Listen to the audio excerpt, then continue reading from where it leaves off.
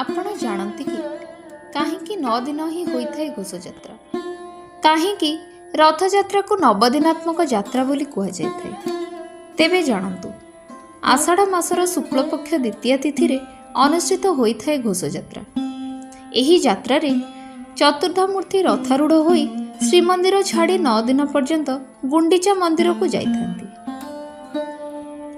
आषाढ़ शुक्ल तृतीया ठारू नवमी पर्यंत गुंडीचा मंदिर रे पूजा पाई दशमी तिथि रे पुणी थरे पहंडी होई रथ चढ़ी श्रीमंदिर को बाहुड़ी आसंती।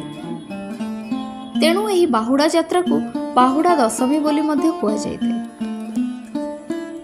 तेबे एही 9 दिन व्यापी घोषयात्रा सह नवग्रहଙ୍କ घनिष्ठ संपर्क रहिथिबारु एहाको नवदिनात्मक यात्रा बोली कुहा जायते। गुंडीचा मंदिर रे महाप्रभु 7 दिन रही सप्ताहर प्रत्येक बार को आवृत करिथांती। आषाढ़ मासर तृतीय तिथि जेउं दिन पड़े सेही दिन महाप्रभु सेही बारर प्रत्येक ग्रह रूपे पूजा पाइथांती।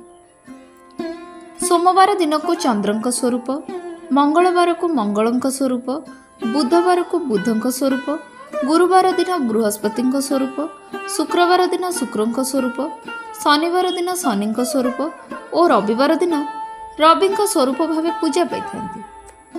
किंतु राहु और केतु ए दुई ग्रह छाया ग्रह होइथिबारु तांकर कौनसी स्वतंत्र बार नथाय। तेणु प्रथमे गुंडीचा यात्रा बा घोष यात्रा और शेषरे बाहुड़ा यात्रा एही दुई दिवस को राहु और केतु ग्रहंक पई निर्दिष्ट बोली निर्णय करा जायथाय। तेबे चतुर्धामूर्तिंकर 1 सप्ताह व्यापी गुंडीचा मंदिर रे रहणी काल चंद्रंक ठारू आरंभ करी रविंक पर्यंत सप्तग्रह को सूचाउथिबा बेले एही दुई यात्रा सांकेतिक भावे राहु और केतु को सूचाई थाए। एही 9 दिन व्यापी यात्रा नवग्रह को संपूर्ण करुथिबारु एहाको नवदिनात्मक यात्रा बोली कुहा जायथाए। एभली किछि आध्यात्मिक कथा जानिबा पई आम चैनल द म्यूट विटनेस को लाइक, शेयर एवं सब्सक्राइब करंतु।